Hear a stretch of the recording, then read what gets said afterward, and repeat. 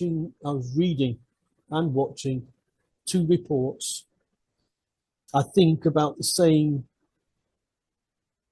subject in Ukraine.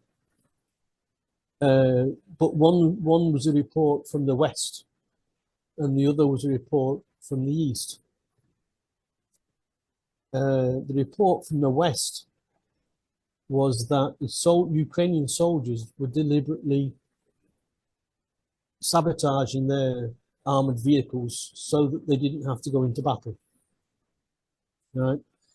They'd do some, they'd pull a wire here, you know, loosen the bolt there, so that they didn't have to take the armored vehicle into battle and die.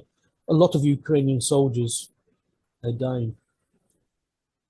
On the eastern side, they're saying that the weapons and material being sent to Ukraine is all substandard. It's all really old. You know, you got trucks with flat batteries and tires are all worn, and you know they just can't cope with the terrain. And this was supported by a video which showed some Russians approaching a tank, a Ukrainian tank, which was obviously, the tank was not Ukrainian, but it's on the Ukrainian side. And it looked like the tank had shed a track, but the motor was still running. And so I think that, you know, the Ukrainian soldiers inside the tank thought, oops, we're sitting ducks here. You know, the tank had shed a track, and so they just abandoned the, didn't even turn the engine off of the tank. They just took up and left and fled. And so there's it could be a bit of truth in both of the reports. Either way, the Ukrainians are even admitting now that their counter-offensive is not working out as they had hoped. There are a lot of casualties and deaths. I made the mistake of watching a video of a Russian helicopter taking out some Ukrainian tanks, you know, and I said to myself, this just looks like a video game, you know, when really I was looking at it back to front. It's that video games are looking like real life war situations. The only difference is that in the real life war situation, there's 5 blokes in a tank that get killed. You know, in a video game, you just kill the tank and it's done. You know, and this I'm sure heightens the threshold of shock. You know, if you see something on the telly, if you saw something on the TV 20 years ago, 30 years ago, that was shocking, these days, it just isn't shocking anymore because of the exposure you've had from the technology and from information you've received from your environment. Let's say it like that.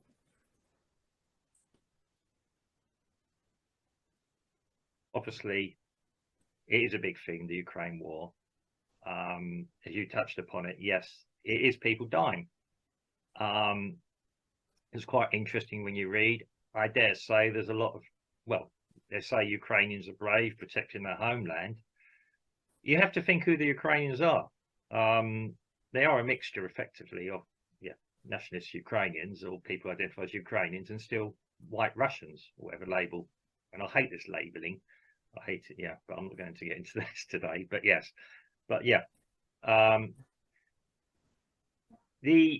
Yeah, and probably nobody wants to be fighting. It's been quite interesting because I've shown a few Brazilians in some lessons I've been doing in 2017. There's a competition called Battle of Nations, which is where people dress up as medieval knights and go fighting each other as such, pushing each other over and everything.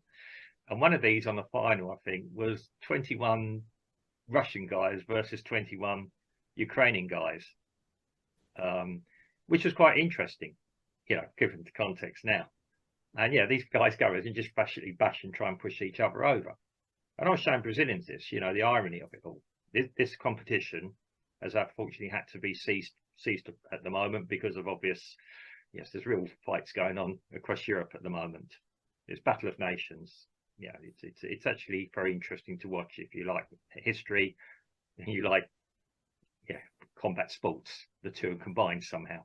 Anyway, so it's quite interesting watching these, and it was a good friendly dust up.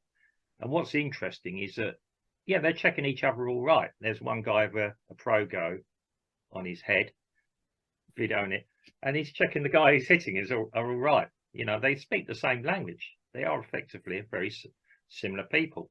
I know, yes, it's not very nice having missiles dropped on you. Yeah, getting back to the counter-offensive, I think I said it, or Steve said it a couple of weeks ago, that for a side that is winning a so-called war, and it is a war, Ukraine having to do an awful lot of counter-offensives, but it could be in restricted areas. We have very limited information, or there probably isn't limited information. We've been told limited information ourselves. I can't believe today's technology that people do not know what's going on so many different levels. Yeah. We're not living in the 1950s Cold War, 60s Cold War era now. We've got so much technology to observe what's going on. Yes, I think there's probably old material being sent to Ukraine, the scrap stuff that's going to be scrapped. That's not new. Brazil bought ships from the UK that are about to be mothballed. There's an incident earlier last year, I think it was. Nobody quite knew what to do with this old Brazilian ship. I think it's from the US, but it's all yeah, sending old stock is not new. When you're talking about tanks, yeah, the track on a tank's, yeah, sprung. The guys are trained how to do it, but they're obviously very scared guys. With all the best will in the world, how well are the Ukrainians trained? What guys are they? They're effectively conscripts. I mean, I don't know what the Russians are. The Russian have quite a big, strong standing army, from what I've always understood. So they're professionals. I don't think any soldier really wants to be in a war situation at all, anywhere. I mean, some love it. Okay, it's their job. These poor guys there are probably fighting people who effectively are the same type of people as them, who probably don't want to be there. This is a high level fight for territory, etc. Remember, a few years ago, the Russians and Ukrainians were quite happy having agreements of how to use ports and everything else. Something went wrong, and I think Steve alluded to it.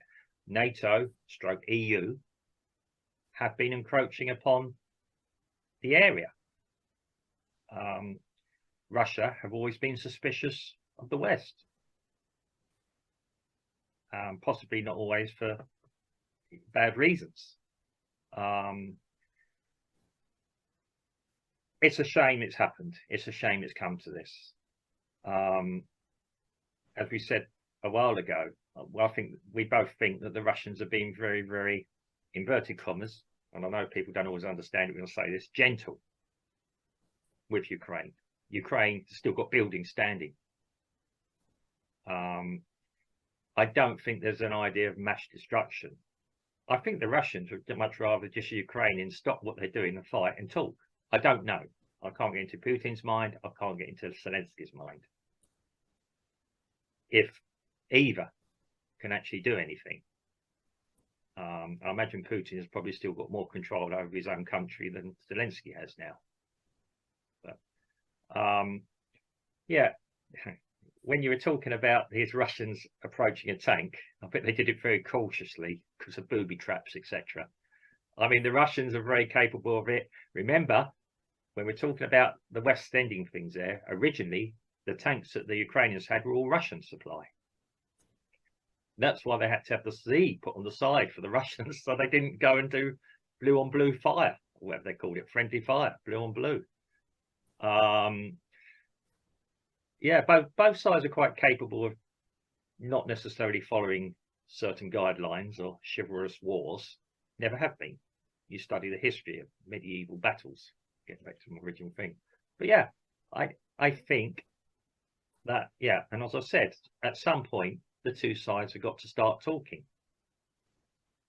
In my opinion, because yeah, the body counts are going to get higher and higher in both countries.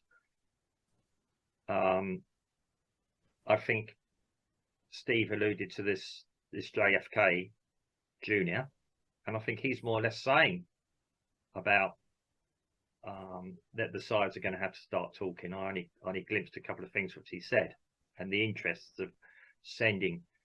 I mean, looking from an American point of view, what relevance, apart from people dying and possible humanitarian issues, what relevance is a war in Ukraine really to the Americans? Overall, I don't know if Steve agrees, disagree. I've only heard briefly what he said, I will admit, because I was trying to listen this morning. And I've heard other Americans say it. And it's not like World War I, World War II, what's it to do with us? This is a localized territorial argument. Does Putin still want influence in the area? Yes, he does. Does the EU want influence in the area?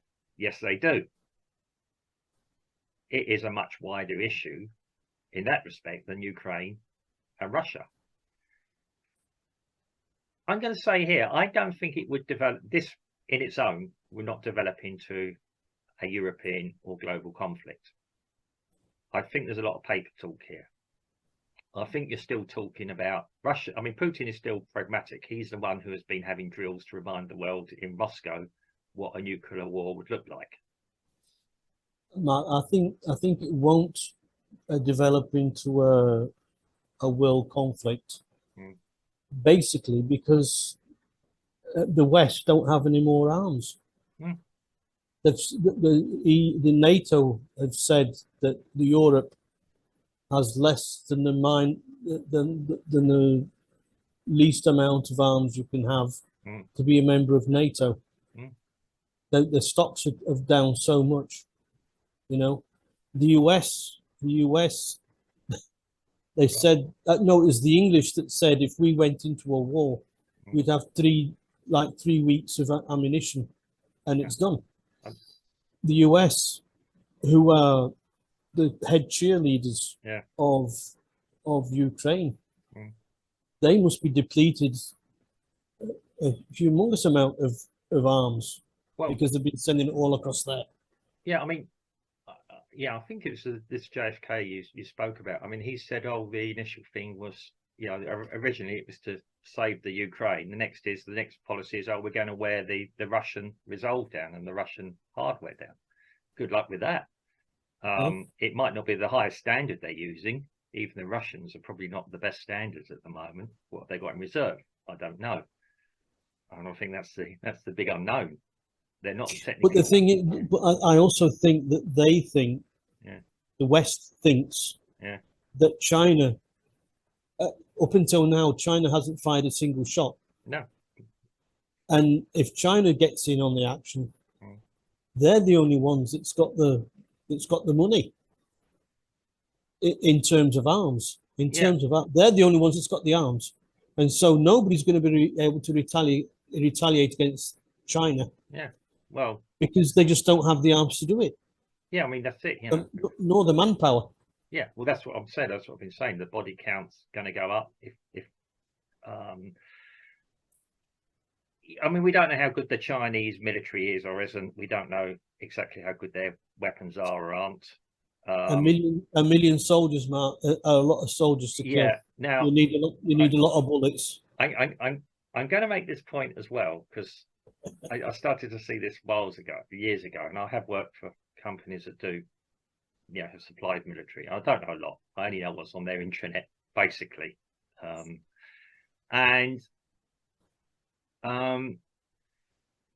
Even when I was working at it, I think the Ukraine is proving that conventional warfare, tanks